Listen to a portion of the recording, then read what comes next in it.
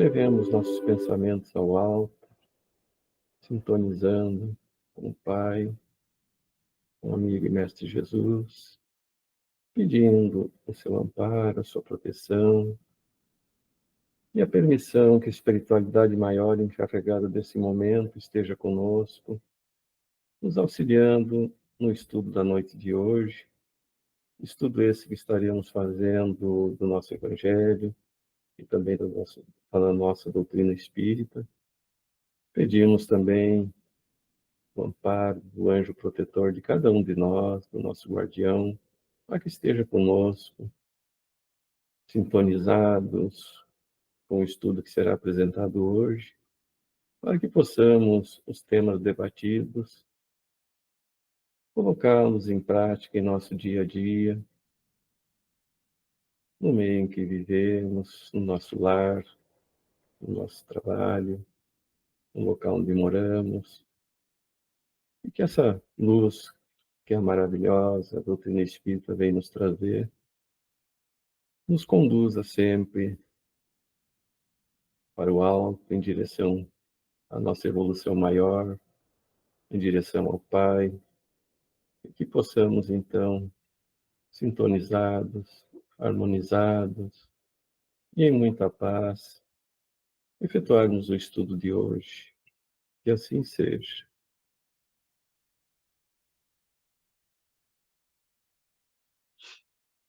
Boa noite, queridos irmãos.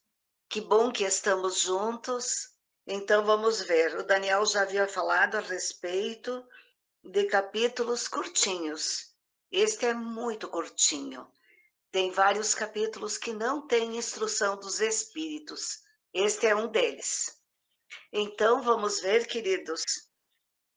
O capítulo 22, não separeis o que Deus juntou. Daí fala sobre a indissolubilidade do casamento. Também os fariseus vieram ter com ele para o tentarem e lhe disseram: será permitido a um homem despedir sua mulher por qualquer motivo? Ele respondeu: não lestes que aquele que criou o homem desde o princípio os criou macho e fêmea e disse: por esta razão o homem deixará seu pai e sua mãe e se ligará à sua mulher, e não farão os dois senão uma só carne? Assim, já não serão duas, mas uma só carne. Não separe, pois, o homem o que Deus juntou. Porque então retrucaram eles, ordenava Moisés que o marido desse a sua mulher um escrito de separação e a despedisse? Jesus respondeu: foi por causa da dureza do vosso coração que Moisés permitiu despedisseis vossas mulheres, mas no começo não foi assim. Por isso, eu vos declaro que aquele que despede sua mulher, a não ser em caso de adultério, e desposa outra, comete adultério. E que aquele que desposa a mulher que outro despediu também comete adultério.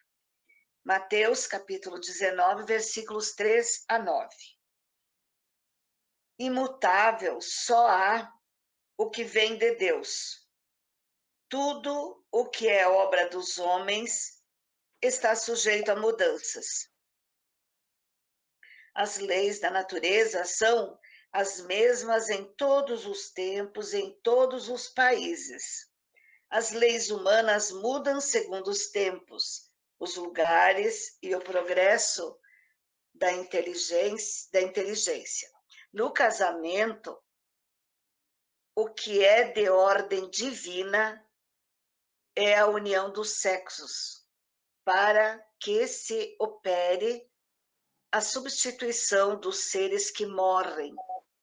Mas as condições que regulam essa união são de tal modo humanas que não há no mundo inteiro nem mesmo na cristandade, dois países onde elas sejam absolutamente idênticas, e nenhum onde não hajam, com o tempo, sofrido mudanças.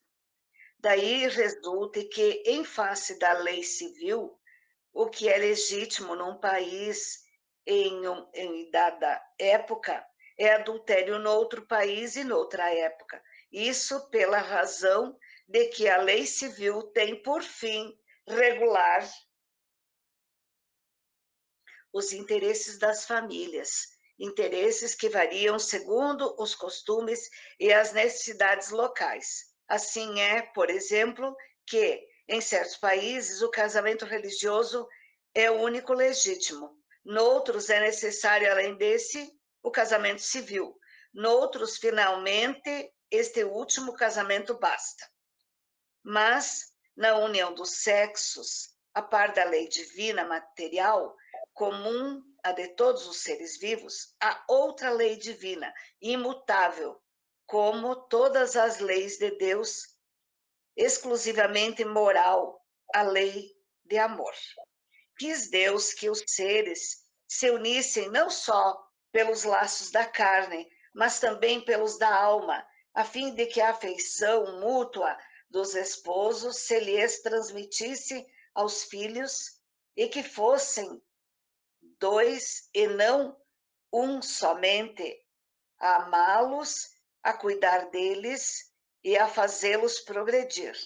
Nas condições ordinárias do casamento, a lei de amor é tido em consideração?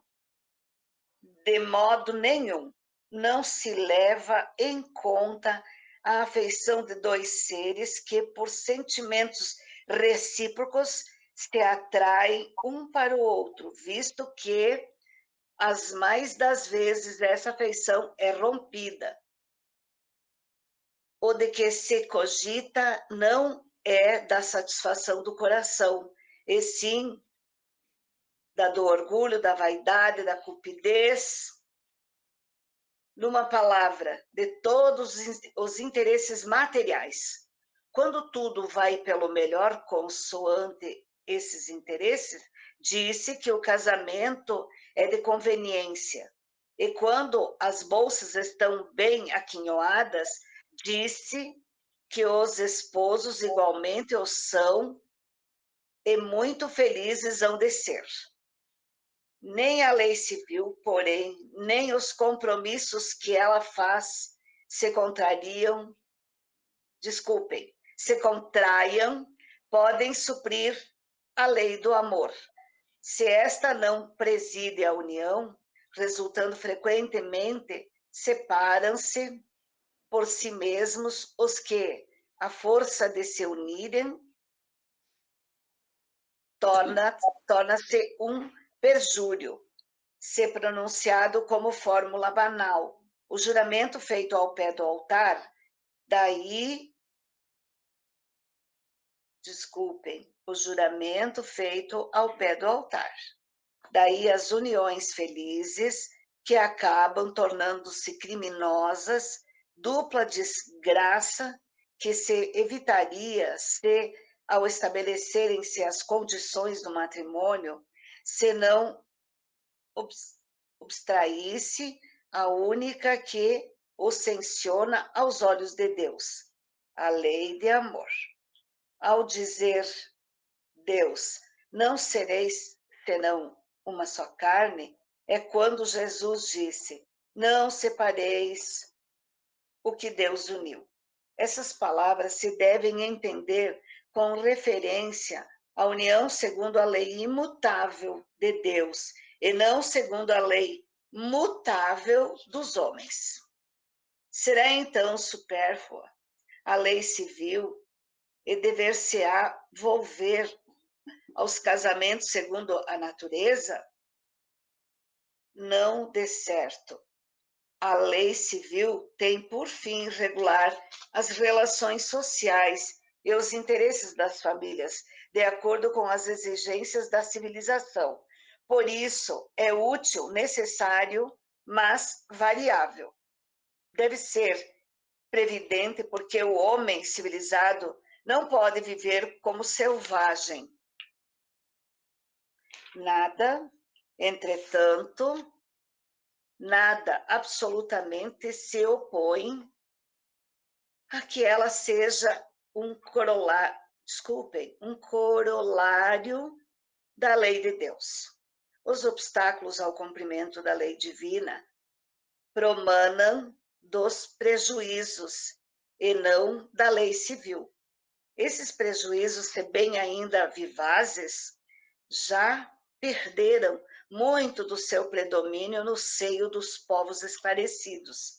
Desaparecerão com o progresso moral, que por fim abrirá os olhos aos homens para os males sem conto as faltas, mesmo os crimes que decorrem das uniões contraídas com vistas unicamente nos interesses materiais. Um dia perguntar-se-á: o que é mais humano, mais caridoso, mais moral, se encadear um ao outro dois seres que não podem viver juntos, se restituir-lhe a liberdade, se a perspectiva de uma cadeira indissolúvel não aumenta o número de uniões irregulares.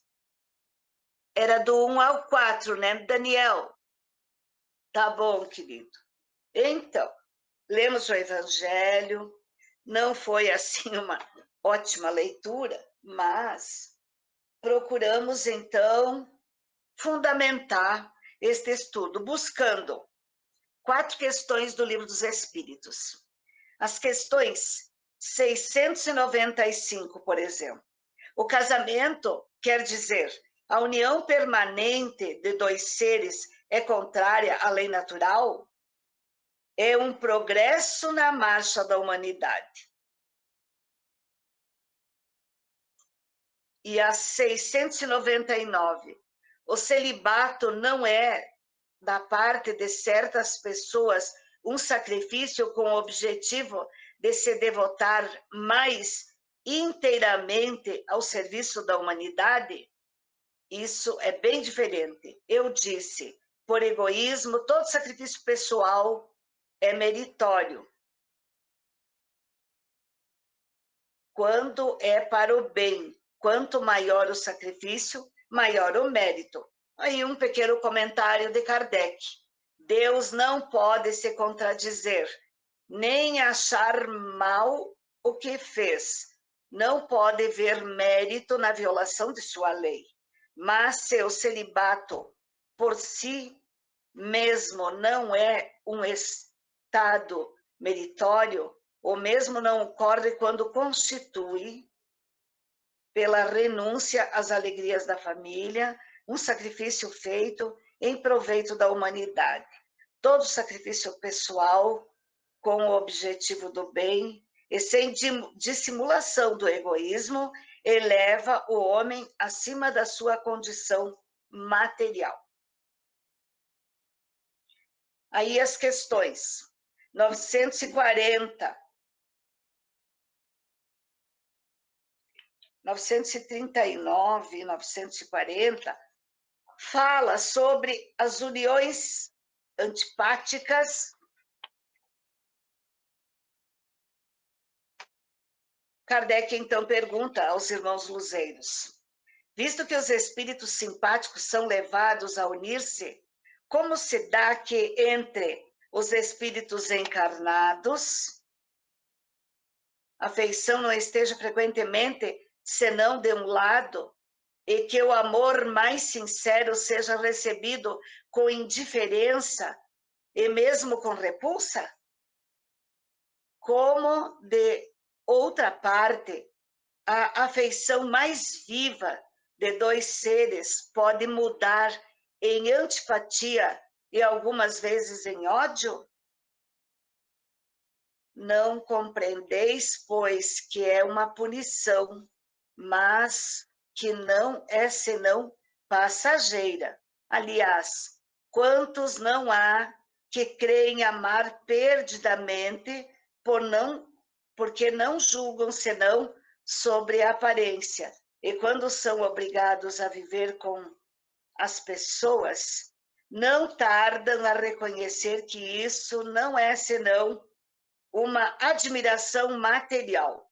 Não basta estar enamorado de uma pessoa que vos agrada e a quem creiais de belas qualidades. É vivendo realmente com ela que podereis apreciá-la.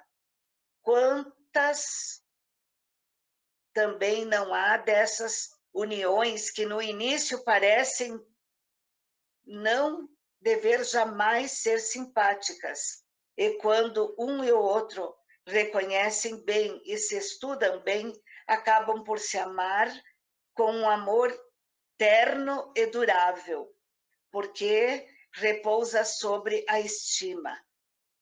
É preciso não esquecer que é o espírito que ama e não o corpo. E quando a ilusão material se dissipa, o espírito vê a realidade. Há duas espécies de afeição, a do corpo e a da alma. Frequentemente se toma uma pela outra. A afeição da alma, quando pura e simpática, é durável. A do corpo é perecível. Eis porque, frequentemente, aqueles que creem se amar com um amor eterno se odeiam quando a ilusão termina. E a questão 940, Kardec, então, interroga os espíritos luminares. A falta de simpatia entre os seres destinados a viver juntos não é igualmente uma fonte de desgostos tanto mais amarga quanto envenena toda a existência? Resposta: muito amargas com efeito, mas é uma dessas infelicidades das quais frequentemente sois a primeira causa. Primeiro são vossas leis que são erradas, porque crês que Deus te constrange a ficar com aquele que te descontentam? Aliás, nessas uniões frequentemente procurais mais a satisfação do vosso orgulho, da vossa ambição, do que a felicidade de uma afeição mútua. Suportareis, nesse caso, a consequência dos vossos preconceitos. Mas, nesse caso, não há quase sempre uma vítima inocente? Sim, é para ela uma dura expiação, mas a responsabilidade de sua infelicidade recairá sobre aqueles que lhe foram a causa. Se a luz da verdade penetrou sua alma, ela terá sua consolação em sua fé no futuro. De resto, à medida que os preconceitos se enfraquecerem, as causas de suas infelicidades íntimas desaparecerão também. Queridos, pegamos então, destacamos alguma coisa para a gente frisar bem, e encontramos também o material no livro Caminho, Verdade e Vida, psicografado por Chico, ditado por Emmanuel, que também queremos compartilhar com os irmãos. Então, o objetivo deste conteúdo é a dupla natureza, como lei humana e como lei divina, destacando nesta última os aspectos material e moral, ressaltando ainda o único sentimento que justifica a união dos seres aos olhos de Deus. Quando um homem e uma mulher se unem por laços de afeto mútuo, a afinidade entre os espíritos, essa união é por si só indissolúvel, porque está de acordo com as leis de Deus. Caso contrário, quando predominam interesses puramente materiais, é fonte de dor e sofrimento por contrariar a lei de amor.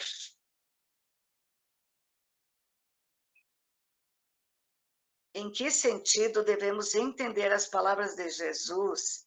Não separe o homem o que Deus juntou?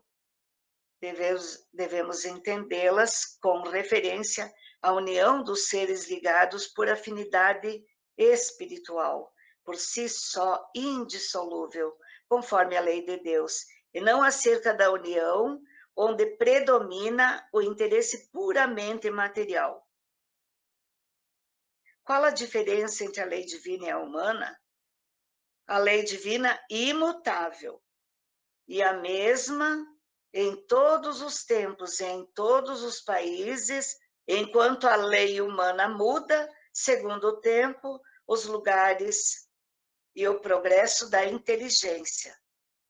O casamento constitui um dos primeiros atos de progresso nas sociedades humanas, porque estabelece a solidariedade fraterna entre os seres.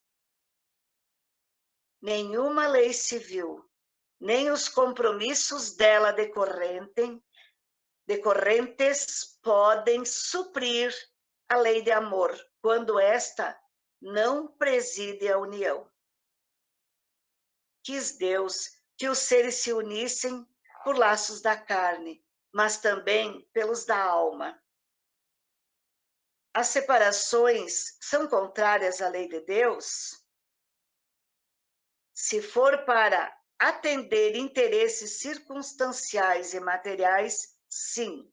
Mas se for para evitar males maiores, não. É mais humano, mais caridoso, mais moral restituir a liberdade a seres que não podem mais viver juntos do que mantê-los unidos. Em nossos dias, geralmente, o casamento não leva em conta a afeição entre dois seres, mas a satisfação do orgulho, da vaidade e da cupidez. Numa palavra, de todos os interesses materiais.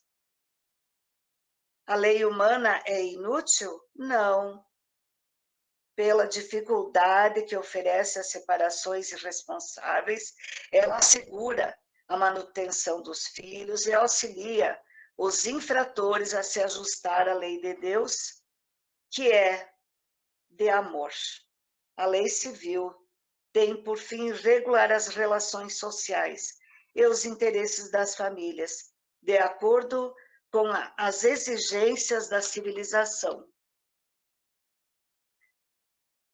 Muitas pessoas perguntam para a gente, tipo, como espírita, o espiritismo é contra a separação? Aí está muito claro. Se for para prejudicar, é melhor que corte o mal logo. Não tem que ficar junto. Aquela frase que na Igreja Católica se diz, o padre diz, não é? Até que a morte os separe. Era o ideal, porque a gente sabe que a gente não consegue evoluir moralmente sozinho. Na solidão, não. A gente evolui é junto com o outro, com outros, porque daí a gente aprende a respeitar o outro, a gente desenvolve coisas que muitas vezes egoisticamente a gente tem, hábitos egoístas, não é? E aí tem que aprender a dividir. Tem até aquele dito popular, quando vai juntar as escovas de dente, quando tem que comer 1 quilo de sal juntos, daí a gente aprende sim a respeitar o outro e aprende a amar e conviver e, consequentemente, se melhora. A gente se melhora assim, queridos. Já foi dito, né, que deveríamos crescer por amor ou pela dor. E a gente sabe que não sabemos ainda amar como Jesus ensinou, então a gente cresce sim, é pela dor, não é? Geralmente é pela dor. Então, havia citado o livro Caminho, Verdade e Vida, lá no item 164, com o título de Não Perturbeis. Aí fala, portanto, o que Deus ajuntou não se separa. Quem disse foi Jesus, e quem escreveu foi Mateus, capítulo 19, versículo 6. A palavra divina não se refere apenas aos casos do coração. Os laços afetivos caracterizam-se por alicerces sagrados e os compromissos conjugais ou domésticos sempre atendem a superiores desígnios. O homem não ludibriará os impositivos da lei, abusando de facilidades materiais para lisonjear os sentidos, quebrando a ordem que lhe rege os caminhos, desorganizará a própria existência.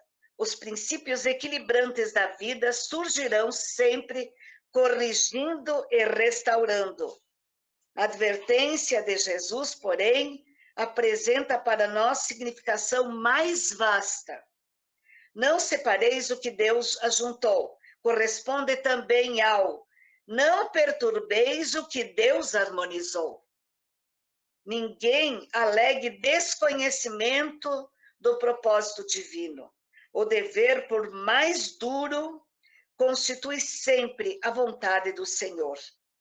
E a consciência, sentinela, vigilante do eterno, a menos que esteja o homem dormindo no nível do bruto, permanece apta a discernir o que constitui obrigação e o que representa fuga. O Pai criou seres e reuniu-os, criou igualmente situações e coisas, ajustando-as para o bem comum. Quem desarmoniza as obras divinas prepara-se para a recomposição. Quem lesa o Pai, algema o próprio eu aos resultados de sua ação infeliz e, por vezes, gasta séculos desatando grilhões. Na atualidade terrestre, esmagadora percentagem dos homens constituem-se de milhões em serviço reparador, depois de haverem separado o que Deus ajuntou, perturbando com o mal o que a providência estabelecera para o bem. Prestigiemos as organizações do justo juiz, que a nação do dever,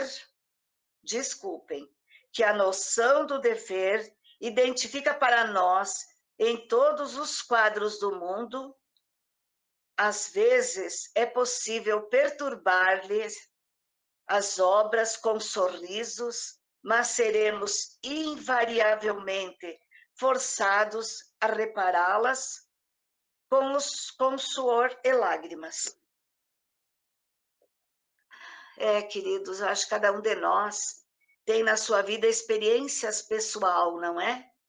Eu sempre brinco que o meu companheiro, quanto mais eu conheço, mais eu admiro, porque a gente aprendeu um a respeitar o outro e procura ajudar, sempre um procura ajudar o outro a se melhorar. Claro que eu estou usando como exemplo o Edgar, mas isso é em toda a nossa existência, o nosso cotidiano, nossa família, nossos colegas de trabalho. O Espiritismo sempre esclarece, dizendo, não existe o acaso. Absolutamente nada é por acaso na nossa vida. A gente sabe, com relação à família, quando a gente estuda a respeito, como é lindo ver que sob um teto existe uma programação divina. Quando a gente entende tudo isso e aprende a gente vê que muitas vezes, sob esse mesmo teto, nós temos espíritos em reajuste. Daí fica difícil o convívio com filhos, com marido, com pais, mas a gente sabe que não é por acaso. Conhecendo a doutrina, a gente passa a procurar fazer o melhor que pode na sua parte. Eu gosto de contar historinhas, não é? Mas essa é verdadeira. Eu tenho um casal de filhos. Quem me conhece sabe, né, Daniel? E o meu filho, aqueles períodos de aborrecência, ele tinha um comportamento que me incomodava muito. Ele, se não estava a roupa que ele queria pronta, se não tinha a comida que ele havia pedido, ele entrava para o quarto dele e lacrava a porta, fechava com toda a força. E eu, não, fazendo papel de pai e mãe, bastante radical mesmo, mas dizia tudo que passava pelo meu coração, não é? Anulei minha vida para te dar o melhor, quero que tu estude, quero que tu seja um homem de bem, e o desaforo, e ficava. Ele beiçudo e eu me achando no direito de brigar. Se dependesse dele, nós ficávamos dias sem conversar. À medida que eu fui deixando a doutrina entrar em mim, porque eu havia entrado para a doutrina, mas tinha muito ainda a desejar.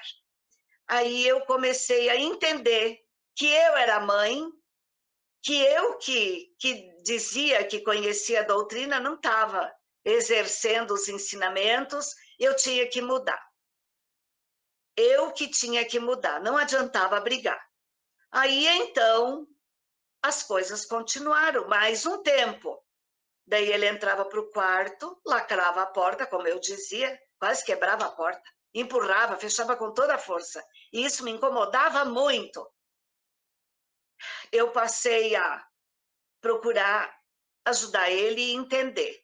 Daí eu dizia, meu filho, está pronta a comida, venha comer. Mas isso passando alguns minutos, respirava fundo, às vezes até chorava, mas chamava ele, conversava com ele e em seguida dissipava essa situação desagradável na nossa casa. E com o tempo, claro que ele parou. Ele parou de lacrar a porta e, consequentemente, eu parei de brigar. Então, a gente vive experiências. Vive porque a gente aprende. Muitas vezes eu penso, como profissão, professora, eu sempre fui... Eu sou apaixonada pela minha profissão. Então, e aquela pro do século passado, não é? Nada de internet. Diário de classe, preparava a aula do dia, tudo escritinho, estudado e escrito, assim que eu sempre fiz. Então, com todo respeito, procurava dominar o conteúdo. Claro, datas, nomes, tudo que precisava, sou pro de história, não é? Então, eu me sentia muito bem, porque eu havia preparado antes, eu estava consciente. E daí procurava ser muito ética, muito profissional, passando para os meus alunos. Quando a gente começou a coordenar grupo, a fazer exposição doutrinária, daí eu comecei a me conflituar, porque a doutrina é maravilhosa, os ensinamentos de Jesus são maravilhosos, mas até quanto que a gente põe em prática? Quantas vezes a gente está falando o que não faz? Tanto é que eu contei a história do meu filho. Eu não fazia, e eu sabia. Eu já estava sabendo na teoria essa maravilhosa lição do nosso lar, da escola primeira, que é o nosso lar, não é? E aí, então, eu me conflituava assim. Daí, depois, eu passei a entender, o Edgar, que sempre conta também, quando ele foi convidado para fazer palestra no Dias, ele era jovem, e daí ele disse para o seu Formigueri que ele não tinha condição de fazer, porque não se sentia apto. E daí o seu Formigueri, que Deus o tenha, né? Ele disse para o Edgar, que se fosse procurar alguém perfeito, não teria padre, não teria pastor, não teria nenhum palestrante da doutrina espírita com essa condição, porque nós somos todos aprendizes, não é? A gente está se esforçando para isso. Então, hoje, muitas vezes, quando estou estudando para preparar um tema, eu sei que antes é para nós. Daniel sempre fala sobre isso, né? Quando a gente procura uma mensagem para compartilhar, quando a gente escolhe o tema que vai trabalhar, com certeza é para nós antes. Porque vai ter que estudar mesmo, não é? E também porque a boca fica bem pertinho do ouvido, não é? A gente fala primeiro para o nosso ouvido e depois para os demais. Então, essas lições todas nos chamam muita atenção. E é muito lindo os ensinamentos do nosso mestre, nosso modelo e guia, né? E claro, queridos irmãos, eu sempre digo, muitas vezes a gente se conflitua, mas não sofram por isso, não sofremos por isso. A gente já melhorou muito. Hoje nós somos a nossa melhor versão, né? E a gente está se esforçando. Obrigada, queridos. Gostaria de ouvir os irmãos também. E desculpem se eu não consegui passar o que eu gostaria. Obrigado, Marilene, mas olha, você deixou bem pouquinho para nós comentar. Foi completa a tua explanação, foi muito boa. E é interessante quando você comentou, né? A gente entra para a doutrina espírita, mas depois a gente vai abrindo o caminho para ela introjetar em nosso íntimo, aí a gente começa a mudar. Aí a gente vai percebendo que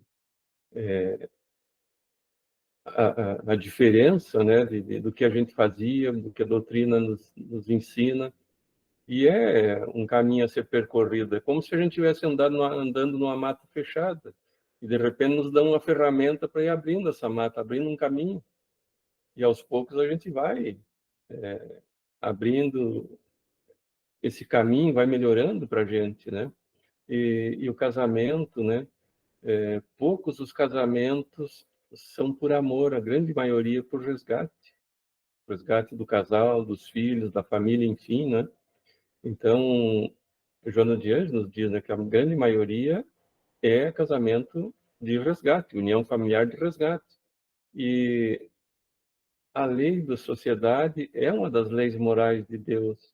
E a família é a primeira célula de uma sociedade maior que nós vamos conviver depois. Então, é importante a gente... a solidão, realmente, ela embrutece, né? Então, por isso é uma lei, a lei de sociedade.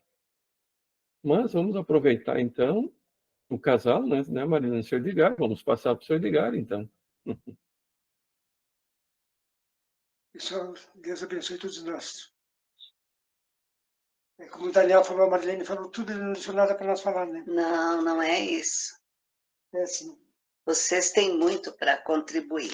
Eu tenho muito pouco para contribuir. Coisa mais amadinha, meu companheiro Daniel. Hoje ele ficou assistindo palestras sobre o tema e fazendo anotações para compartilhar com o nosso grupo. Para me ajudar, a internet travou, fiquei sem terminar, não consegui terminar. Mas o que tu pegou tá bom, Eu querido. anotei alguma coisinha aqui só para dividir com vocês, todos nós. Diz que a gente procura assistir uma palestra mesmo do Richard Simonetti, né? Ele falando que geralmente a gente procura uma pessoa perfeita para se unir, né? Se você acha uma pessoa perfeita para se unir, pelo amor de Deus, deixa ela em paz. Deixa ela viver a vida dela. Não estraga a vida dela, pelo amor de Deus, não estraga a vida dela. Deixa ela viver em paz. Porque tu não é perfeito, então não adianta, né? Escolher ver a pessoa perfeita. Ele diz assim que existem 5 tipos de cinco tipos de casamento. Já anotei só 2 aqui, porque a internet trancou, não podia anotar tudo que eu queria. Tem aquele casamento acidental, né? O João se programa para casar com Maria. Só que num determinado tempo da vida dele, ele conhece a Terezinha. Aí ele se une a Terezinha e casa com a Terezinha. E a Maria encontra outro Pedro lá na vida dela, no meio do caminho, e casa com o Pedro. Ambos tinham programação de se unirem. No fim, eles se separaram. Um casou com Maria, casou com Pedro, e o João casou com Terezinha. E daí, meu amor? Esse é o casamento acidental. Por muitas vezes a gente vê casais assim que, com o tempo, né, na vivência, se separam ou partem do casal, e no final da existência se encontram aqueles que tinham aquela programação, né? Eles não cumprem a programação no início, mas às vezes no fim da existência se unem de novo, né? Se encontraram de novo aquele casal. E na espiritualidade tinham feito aquela programação. Também tem o casamento provacional, o casamento de provas, né? Duas almas devedoras que se acham credoras e exercem direito do credor, com o direito de exercer direito do credor, sem o consentimento do devedor. Desse contrato, não dá certo, né? Para ambas as partes. Pode dar certo se houver maturidade deles, né? Duas almas devedoras se encontram e se tiver maturidade suficiente, eles conseguem concretizar esse matrimônio de filho, certo, né? Tem o casamento sacrificial. É um dos cônjuges que avançou mais intelectualmente e resolveu consorciar-se com aquele outro ser e não teve a mesma oportunidade que ele. Eles se unem um para ajudar o outro. E assim, muitas vezes, esses casamentos assim que ajudam muito, né? Conseguem se amar, se unir nesse sentido. Tem aquele casamento transcendental, um casamento que está além da matéria, né? Um casamento, muitos desses casamentos, as pessoas não têm filhos, mas muito mais. Eles abraçam toda a humanidade, né? Os filhos dos outros. Amam todos os filhos que aparecem na vida.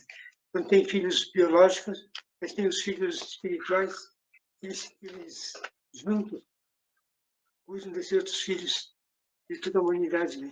A paz de toda a humanidade. Não há limites para o amor. Nesse sentido, o amor é transcendental, mas o amor que perdura para sempre. Uma mãe que tem um filho, ama o filho. E o segundo ama o segundo. O terceiro ama o terceiro. É o 10º, ama o 10º. É o 20º filho, ama o 20º filho.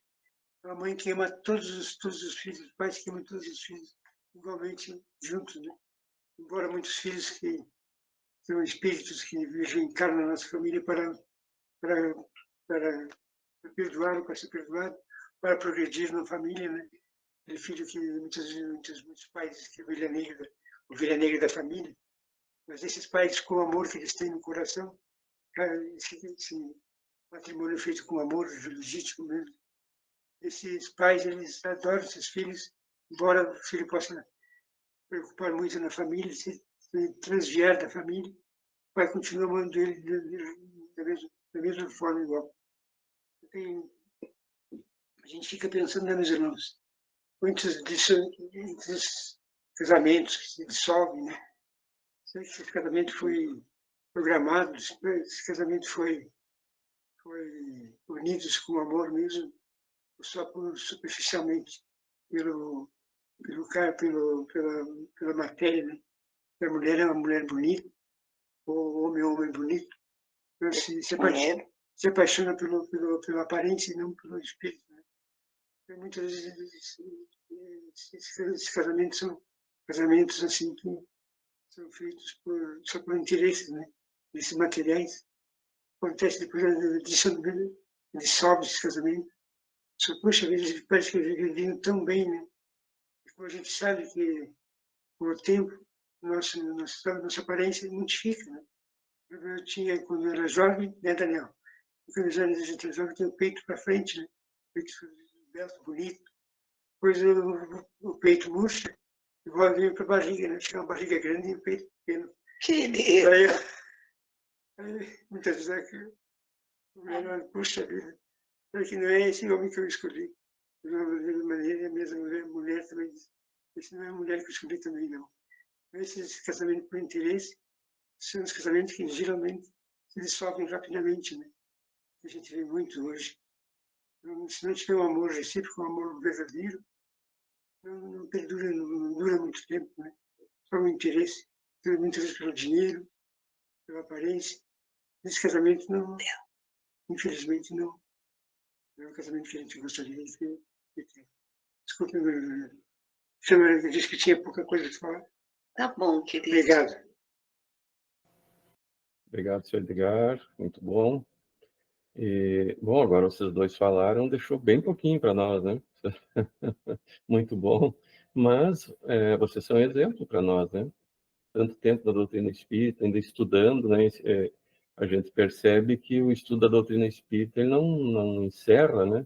A gente está sempre evoluindo em termos de conhecimento, de progresso, né? Nessa encarnação e muitas outras ainda pela frente. E o senhor estava falando, né? Os diversos tipos de casamento.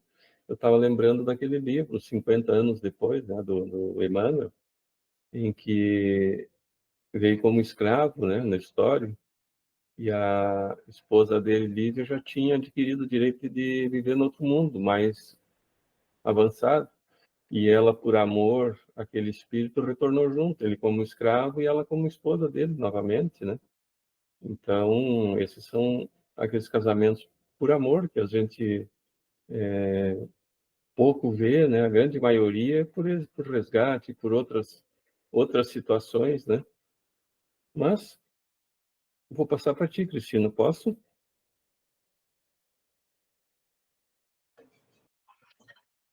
Pode sim. Então, realmente vocês já falaram bastante, né? Sobre, na maioria são situações provacionais, expiatórias, né? Como tu falasse, Daniel, do próprio casal e dos filhos, né? Porque realmente a gente sabe que os filhos acabam sofrendo bastante com essas situações e nenhum sofrimento aqui na Terra é por acaso, né?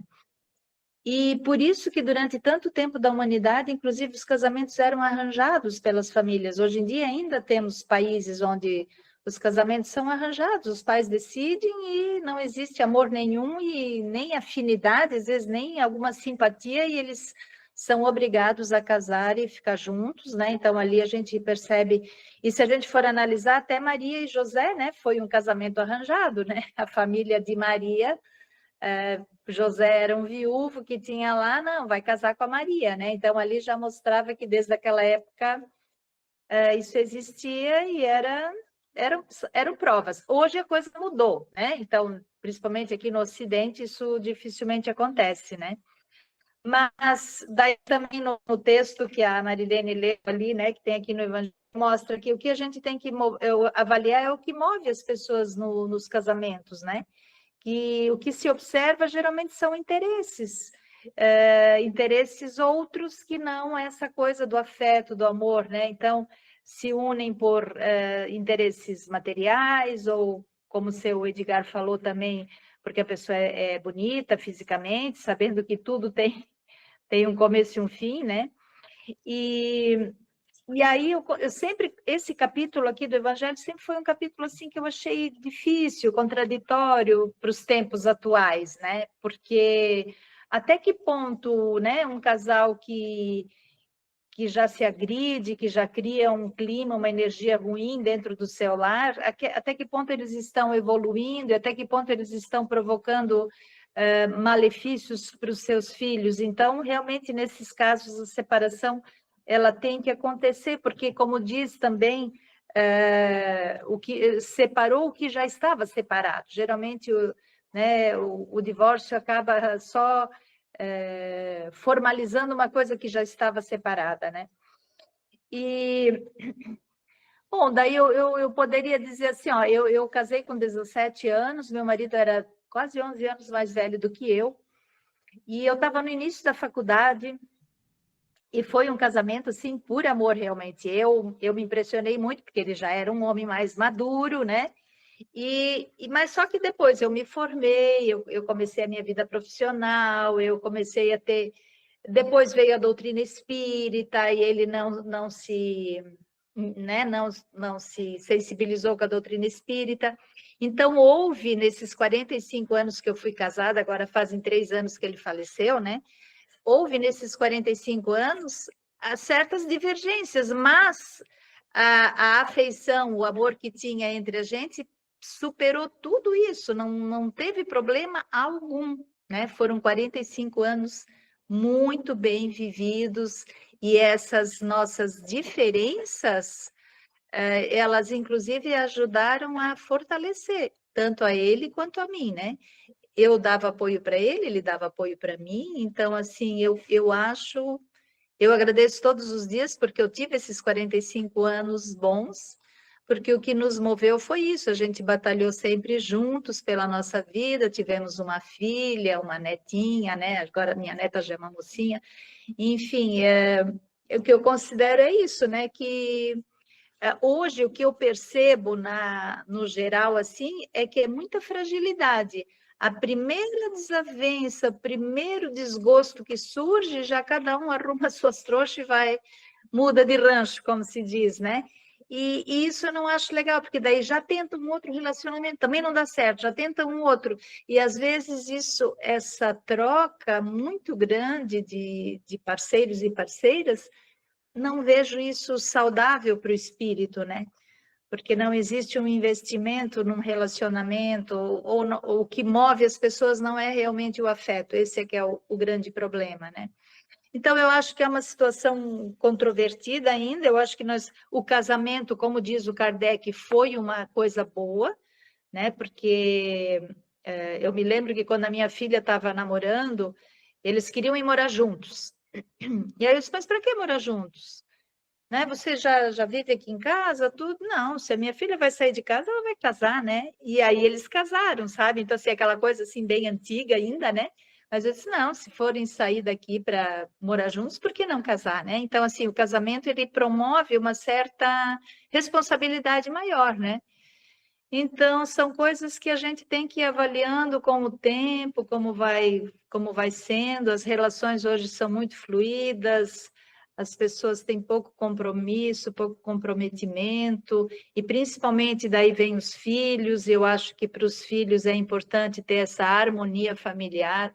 Quando não há, eu acho que é mais saudável a separação, mas sempre acabam ficando marcas. E acho que seria isso que eu teria para falar para vocês.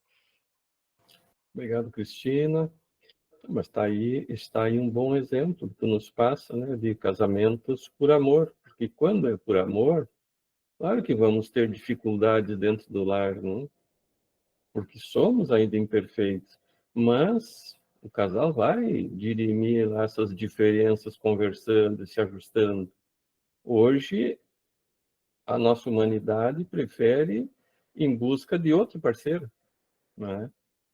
Eles, há a própria mídia coloca, né, que é melhor buscar outro parceiro do que acertar aquele relacionamento que está ali, né, que seria um reajuste. Mas nós esquecemos de uma coisa: independente o João, a Maria, o José, a Joana, o que nós tínhamos que passar com um, nós vamos passar com o outro. Não existe o acaso. O que tinha que passar com o João vai passar com o José, com a Maria, com a Joana. É a lei de causa e efeito que nós estamos subordinados. Então, não importa o nome, era X para a gente casar e casou com Y, mas o que eu ia passar com Y vai passar com X igual. Então, um dia até a gente estava no encontro e a pessoa disse assim, um casamento casual, que não tinha nada a ver, as pessoas sequer se conheciam, saiu a pessoa lá do Rio Grande do Norte, a pessoa do Rio Grande do Sul, foram passar o carnaval no Rio de Janeiro, a bebida, a droga, enfim, a moça engravidou. Aquele espírito que está ali para nascer não tinha nada a ver com a história. Tinha sim. Se engana quem pensa que não tinha. Tinha sim. Ele tinha que passar por uma situação em que ele vai passar agora. Tudo isso nós não devemos esquecer que aqueles que não têm condições de planejar a sua jornada aqui na Terra evolutiva é planejada pela espiritualidade superior conforme a nossa necessidade. Então, esse encontro que saiu um lá de um canto do Brasil e outro se encontraram no meio e aconteceu esse encontro, não foi ao acaso. Aqueles dois espíritos foram direcionados para aquela situação que era necessária para os dois e para aquele que vai nascer. Então, não existe ao acaso. Isso aqui aconteceu, esse espírito tinha nada a ver com essa história desses dois que se encontraram, e uma bebedeira, uma droga, enfim, aconteceu, e de repente esse espírito vai nascer. Não, foi tudo encaminhado, direcionado pela espiritualidade maior. Nada que acontece no universo é por acaso. Nada, nada, nada. Gorete, posso passar para ti? Sobrou pouco, né, para falar. Todo mundo falou. Mas eu, tipo assim, segundo o texto, né, que fala sobre a época de Moisés e a maneira como era feito, né, sobre o adultério, e me fez lembrar daquela outra passagem evangélica que fala sobre a mulher adúltera, né, e que estava sendo apedrejada e que Jesus perguntou, né, quem estivesse em pecado que tirasse a primeira pedra. Então, para que a gente reflita que tudo as leis, as leis, né, elas são evolucionistas, estão visando sempre o nosso progresso, né, nosso progresso material, nosso progresso moral, espiritual, né, o intelecto moral, sempre há essa, vamos dizer assim, essa preocupação por parte dos espíritos superiores de nos conduzirem a nossa sociedade para uma sociedade mais evoluída, mais humana, né? E mais condizente com a moral do Cristo e com as leis naturais. Hoje o que eu vejo também, assim como a Cristina falou, o Cedegar também, né? É que existe, assim, uma despreocupação com relação aos envolvimentos emocionais, né? As pessoas se conhecem e se não der certo, tchau, tô indo. E não é bem assim, né? Nós sabemos que numa atitude dessa pode haver um grande comprometimento por muitas existências, se já não existe do passado, né? E que nem sempre serão situações felizes, mas de provações. Então, quando se compromete com alguém, pode haver um dano, né, emocional, aquela criatura pode sofrer muito, e dali nós sabemos que existe toda uma sequência, vamos dizer assim, né, uns apontamentos do sofrimento que foi causado, do abandono, crianças, né, em sofrimento, sem o pai ou sem a mãe. Então, existe todas essas situações, assim, mais complicadas. E que a gente sabe que existe muita dor nesse meio todo, né? Mas acredito que chegaremos um dia em que tudo estará melhor, né? Haveremos de estar todos nós envolvidos com as nossas almas afins e que os nossos filhos, aqueles que estejam junto conosco e nós com eles, possamos ter bastante afinidade. Já temos, né? Mas a gente sabe que muito, muito, muito tem aí com relação aos nossos débitos ainda. Aqui nós temos ainda que educar muito, né? Chamar atenção e nos educarmos também para que tenhamos mais tolerância, mais paciência, mais confiança na sabedoria de Deus, né? Durante o nosso processo de existência aqui. Ontem eu fiz um evangélico aqui em casa na segunda, e eu abri esse livro aqui, Agenda Cristã, e eu passei por uma situação meio complicada, E daí eu abri, fiz o evangelho e pedi uma orientação. E disse assim, ó, use calma. A vida pode ser um bom estado de luta, mas o estado de guerra nunca será uma vida boa. Isso aí se aplica para tudo, eu acho, né? Nos casamentos também. Que muitas vezes eles provacionais, né? A gente poderá estar em estado de guerra, quando na verdade a gente tem que ter muita calma, muita persistência, porque se o nosso comprometimento espiritual, na vida espiritual, com aquele outro ser, foi de tolerar, de colocá-lo ou colocá-la num caminho diferente daquele que ele já havia traçado e vivido, a gente tem que dar uma persistência aí, né? Claro que tem todo uma situação, né? As situações de violências física ou emocional, isso aí daí não, né? A gente tem que saber até onde dá para ir e onde tem que parar, né? Tá bom? Era isso. Obrigado, Obrigada. Gorete.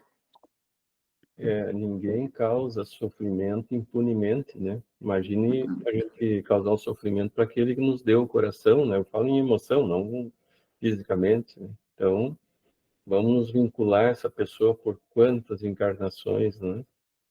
Até resgatarmos isso. Fátima, posso passar para ti, Fátima? Pode. Gratidão a todos, né? Cada um que fala é um aprendizado, né? Um beijo, Marilene, eu te adoro ouvir. Então, o que mais me chamou a atenção na leitura desse capítulo foi aquela passagem. Mas por que, pois, disseram-lhe Moisés, ordenou que se desse à mulher uma carta de separação e que fosse devolvida? Aí Jesus responde, foi por causa da dureza do vosso coração. Essa frase me marcou bastante, eu pesquisei, ouvi palestras, e eu peguei um texto aqui que é pouquinho, mas para mim valeu demais.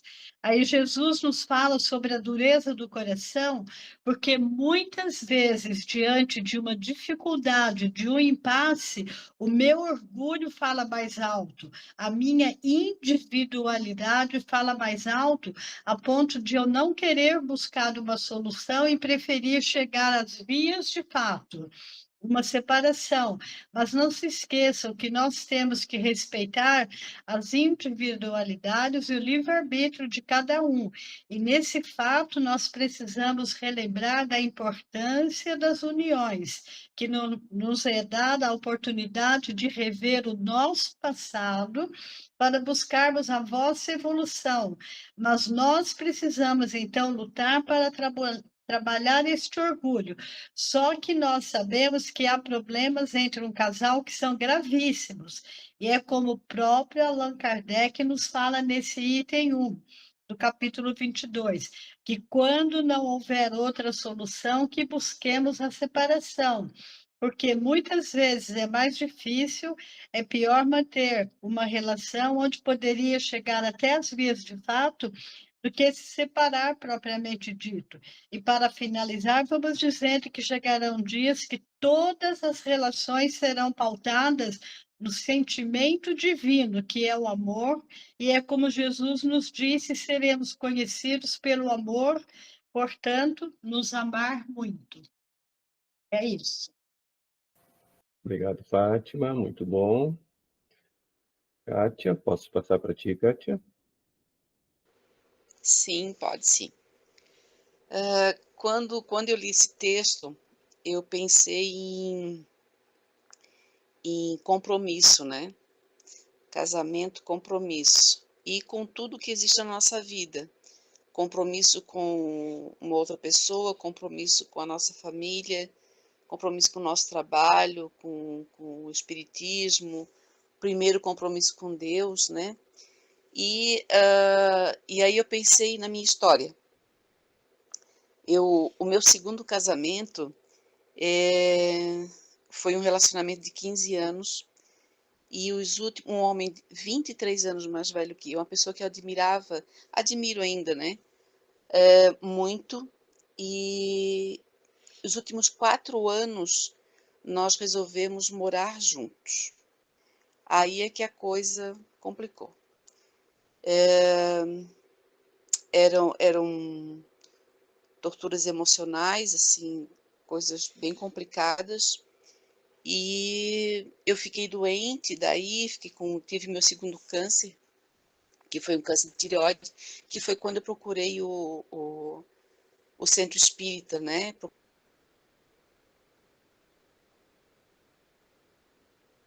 Procurei o espiritismo. Até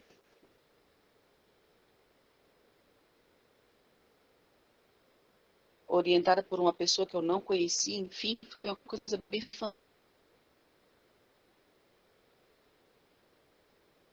fantástica. E aí eu fiquei lá. E aí eu comecei a ouvir eu acho que suportar, mas o espiritismo diz também que a gente tem que ficar nas situações, que a gente tem que olhar e que a gente tem que ser mais compreensivo, que a gente tem que, talvez seja alguma coisa que eu tenho que resolver, e daí já vou cair assim, fora. Como é que eu vou permanecer nessa tortura? Olha, a palavra que eu sempre pensava, tortura, né? Aí, não, eu vou pedir orientação para a espiritualidade. E tinha um senhor que dava palestra, tá? Ele dava mais porque ele teve um AVC, então ele em casa e acompanhou em casa. E eu pedi com ele, porque uma pessoa mais velha, já, né, com tanta experiência, eu vou um dia esperar e pedir com ele e disse para eles, estou numa situação complicada, eu acho que eu tenho que sair desse casamento, mas eu vejo que o espiritismo pede para eu ser assim, assim, assim, e eu quero assumir um compromisso com o espiritismo, eu quero fazer as coisas de forma correta. Aí ele pegou, ele fez assim uma posição, como sabe, se entrasse em conexão, e ele, olha a palavra que ele usou, ele disse assim, tu queres continuar sendo torturada? Aí eu disse, não, eu não quero. Então tu já sabes o que tu deves fazer. E aí, acho que 2 semanas depois, eu resolvi, eu voltei para minha casa, enfim. Hoje eu sou muito amiga do meu ex-marido, nós somos muito amigos. Se ele precisa de alguma coisa, eu prontamente já ajudo e sou parceira, e ele sabe que tem em mim uma amiga. E da mesma forma sempre que eu precisei dele, com motivo de saúde, enfim, qualquer coisa, eu sei que eu posso contar com ele e ele pode contar comigo. Mas a gente não pode viver como um casal. E isso já se vão 8 anos que a gente se separou e continuamos amigos, né? Sempre. Então, eu penso que a gente acabar com um compromisso, esse compromisso de casamento, e a gente pode assumir um compromisso conosco, né? Um compromisso de rever a nossa vida. E ele me auxiliou, a nossa relação me auxiliou muito, porque a partir da minha relação com ele, eu repensei a vida, a minha forma de pessoa, a vida do outro, tudo que eu fazia.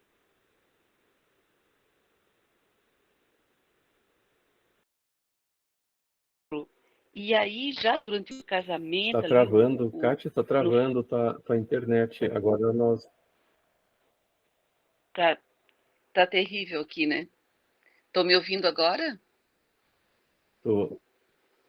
Agora voltou, Tá me deu uma ouvindo? travada, deu uma parada. Tá desde ontem, assim. E aí, então, eu assumi um compromisso comigo de rever a minha vida, de rever o meu comportamento, né? A nossa relação me auxiliou muito a dividir isso com vocês, assim, da visão que eu tenho de casamento, de relação, e por que às vezes acaba e pode ser uma coisa com os filhos, né?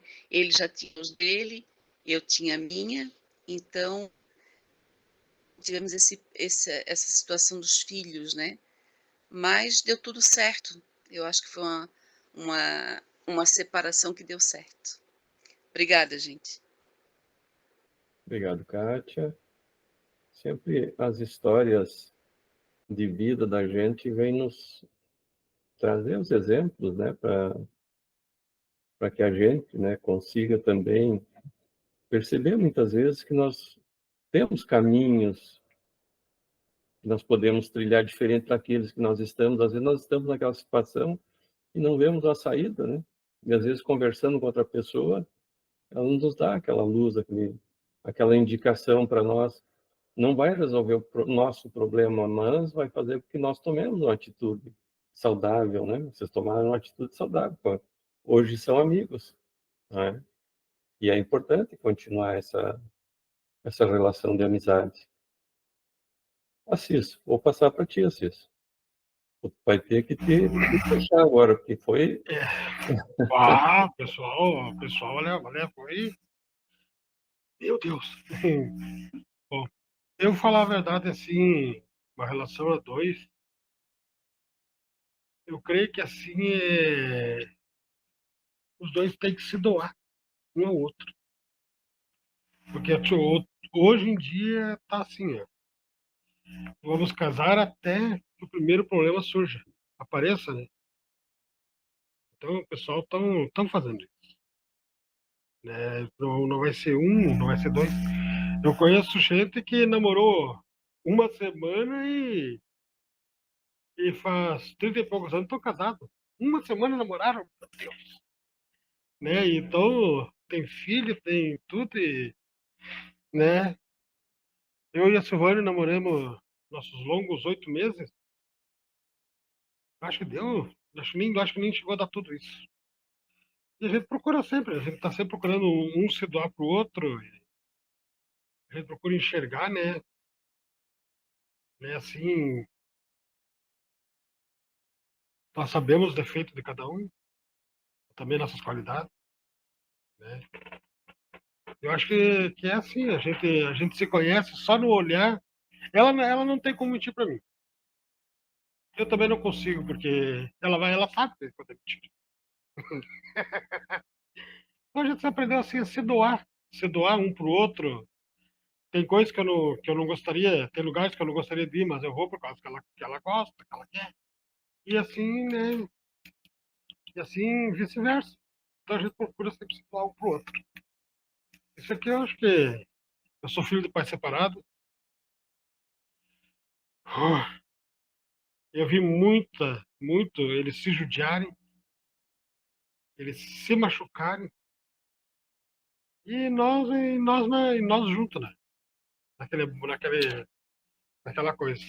E aí, chegou um certo momento que não deu mais. E aí, a mãe continuou conosco e o velho foi procurar a vida dele, né? Tanto que daí eles ambos os dois já são falecidos. A gente sempre tem uma lacuna, uma falta. Por mais que a gente tente ser igual aos outros que foram criados por pai e mãe, há uma diferença. Porque mais a gente batalha, nós tentamos. Mas há uma diferença. Porque parece que está sempre faltando uma coisa. Né? Acho que um pouco de insegurança, e aí faltou uma segurança de repente paterna. Aí tem muitos que foram criados só pelo pai, e falta aquela segurança, aquele afeto materno. E assim vai, né? Cada um. Mas a gente, como diz que nada é por um acaso, então é isso. Nós assim, a gente procura se doar.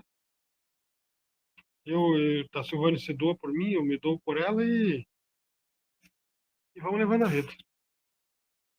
Acho que é isso.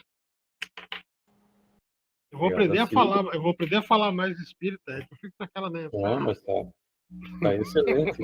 Os exemplos, né, de vida é que nos fazem entender, né, contar a tua história, as histórias nos fazem entender sobre aquilo que estamos falando, né? E, como você falou, comprometimento entre vocês, né? Essa doação, esse comprometimento, isso é que está faltando hoje em dia, né, em muitos casais. Então, esses são os exemplos que nós temos que seguir. Então, pessoal, eu tinha preparado uma fala, mas eu vou ser bem repetitivo, então eu vou depois falar sobre a mensagem que eu coloquei. Alguém gostaria de mais algum comentário, algum questionamento? Todos tranquilos? Pode falar, Cristina. Eu só queria falar, porque eu acompanho muito os trabalhos do Andrei Moreira, e ele fala que um dos últimos instintos que o ser humano vai conseguir controlar é o instinto da sexualidade, né? E a gente vê que muitos casamentos, muitos relacionamentos, eles acabam falindo por causa do mau uso da sexualidade, das traições que acontecem, né? E isso realmente causa uma mágoa muito grande, e no livro Vida e Sexo, Emmanuel deixa muito claro, né, de que todos os males que a gente causa a alguém na área afetiva, né, nesse caso das traições, ele é um problema que é um rasgo na rede que vai ter que ser arrumado um dia, né? Então, acaba sendo que essa parte da sexualidade acaba sendo um problema, né? E a gente percebe isso no casamento, então, assim, começa tudo bem, e daqui a pouco ele já está tendo um caso com alguém, ou ela também, enfim, né? Porque o casamento, ele implica em várias... Vem os filhos, vem, às vezes, as dificuldades financeiras, o trabalho excessivo, e aí acaba que a pessoa vai enveredando por esses caminhos e traz grandes mágoas, dores e, às vezes, o fim de um relacionamento. E eu percebo aqui, bem próximo a mim, muitas pessoas, nossa, que tinham casamentos tão bonitos, e por uma besteira unicamente da área sexual, que não tinha nada a ver com afeto, botaram todo aquele relacionamento bonito a perder por um desvio tão bobo, né? E outro problema que eu vejo bem grave também é o problema do álcool, né? Hoje a gente vê uma apologia ao alcoolismo. Então, inclusive com as mulheres, não é mais só coisa dos homens, não. A mulherada está bebendo muito. E aí, como o Daniel falou, né? O álcool sempre mexe com a nossa psique, ele sempre altera o nosso estado vibracional, psicológico, onde a gente acaba fazendo um monte de besteira. Então, esses são dois fatores. A gente que trabalha no atendimento fraterno na casa espírita e que atende muitas consultas da área da conjugal, acaba sendo esses dois problemas, né? Nessa área da sexualidade com traições e no alcoolismo com a pessoa sendo diferente do que ela é quando ela não está alcoolizada, né? Só isso que eu queria acrescentar ainda.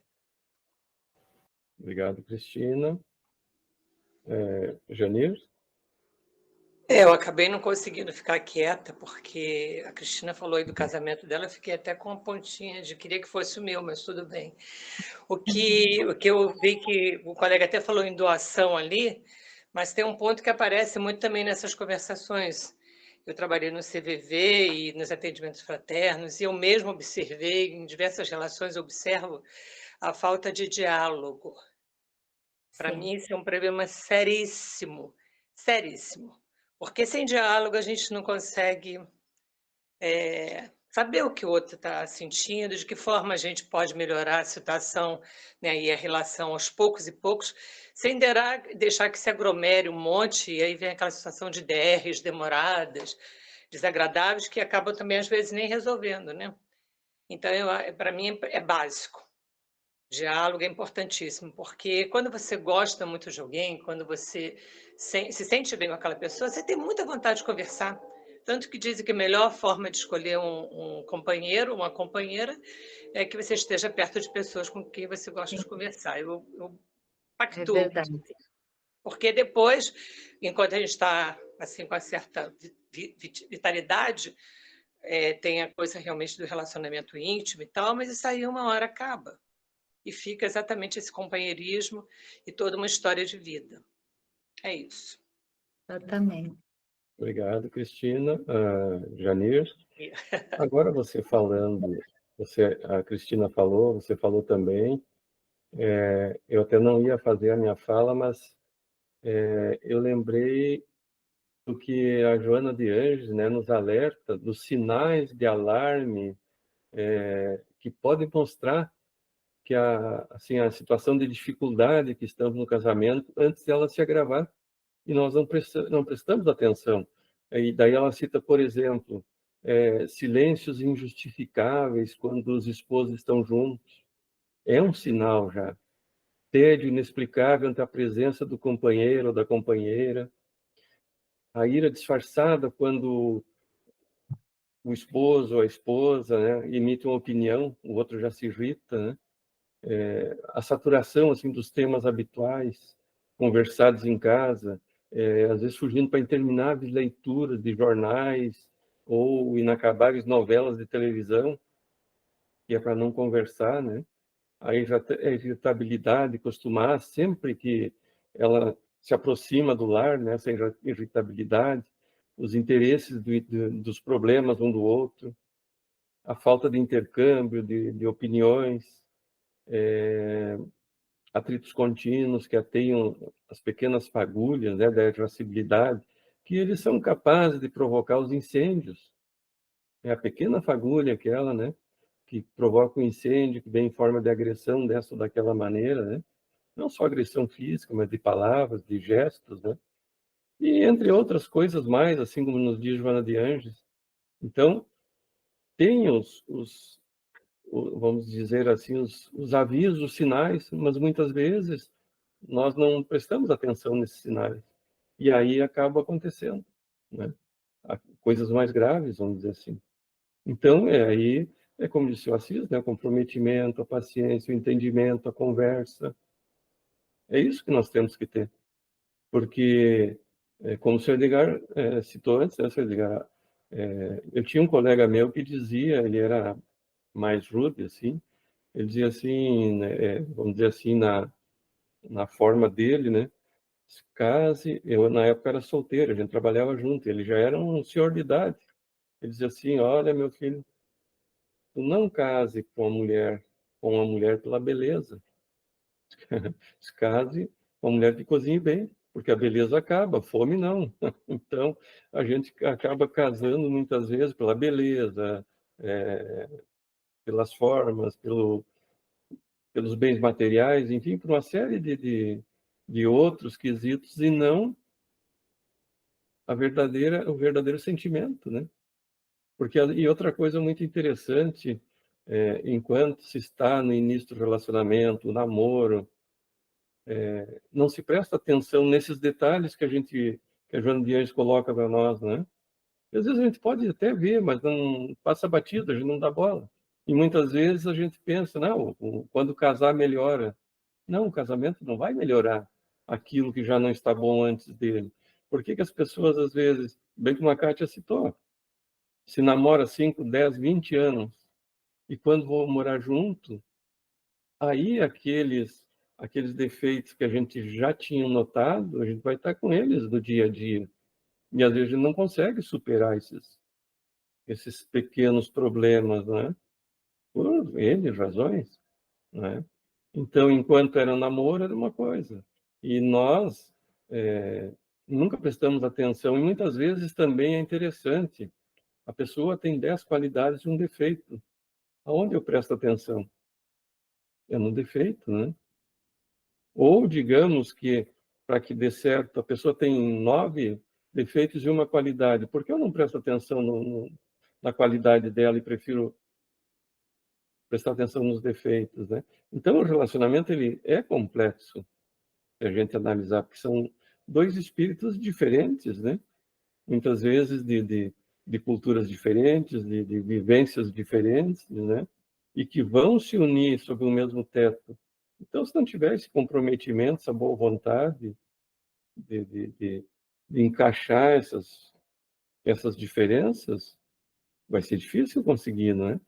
Tem que ter essa boa vontade. E por isso, essa conversa que o Janir falou, ela já tem que ser antes do casamento. Ela tem que começar antes, não é? Porque não é como o casamento que nós vamos conversar e acertar. Pode falar, Janine. Resumiria isso com um título, é Busca do Consenso. Porque se você se sentir desprezada, você vê seu companheiro conversando assim, monte de tempo com outras pessoas, parará, e você se sente desprezada, se sente assim, diferente, diferenciada daquele todo, é melhor ficar só, cara, porque pelo menos eu vou me amar, vou me respeitar, não tenho com quem conversar, converso comigo mesma. Fazer o quê? Não está dentro do conceito de saúde, né, da SMS que prevê o social, tudo isso, mas se não dá para ter um social com alguém que está do meu ladinho ali, não adianta, né? É melhor sair, andar na rua, cumprimentar as pessoas, enfim, e estar bem comigo mesma, porque senão, ao invés de você, tipo assim, não está bem, a pessoa que fica completamente só, tarará, não fica tão bem, mas ficar pior, não adianta, porque precisa, na minha opinião, é básico, em tudo e por tudo, porque é onde você consegue realmente fazer esses ajustes, onde você consegue se sentir valorizado, onde você valoriza o outro. Agora, quanto a cozinhar, Daniel, hoje as mulheres estão muito bem, obrigada, porque os homens adoram cozinhar.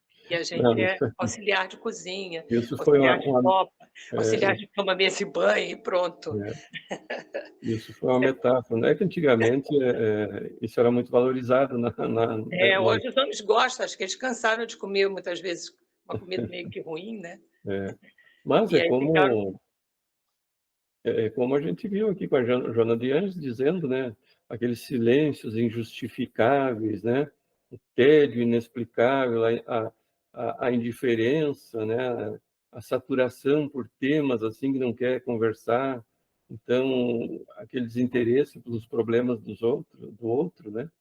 Então, tudo isso já são sinais de que deveríamos parar, pensar e tentar conversar novamente. Mas, às vezes, um dos dois está numa situação que ele não vê dessa forma, não é? Então, fica difícil. Agradecemos a Deus pela bendita oportunidade desta reencarnação, de estarmos conhecendo a doutrina espírita, no nosso grupo maravilhoso, a nossa família. Agradecemos o nosso protetor, que está sempre pertinho de nós, e permita, Pai, que possamos sempre entender as intuições que recebemos. Agradecemos também pelo coordenador do nosso grupo. Nós sabemos que tem uma coordenação na espiritualidade que auxilia o nosso coordenador. E peço para o Pai também que estenda todas as bênçãos maravilhosas que a gente recebe no decorrer da nossa aula para a nossa família, para o nosso trabalho, para a nossa vida pessoal. Deus abençoe a todos, que tenhamos uma ótima semana. Muito obrigada, queridos, pela oportunidade. Obrigado por estarmos juntos. Deus abençoe a todos.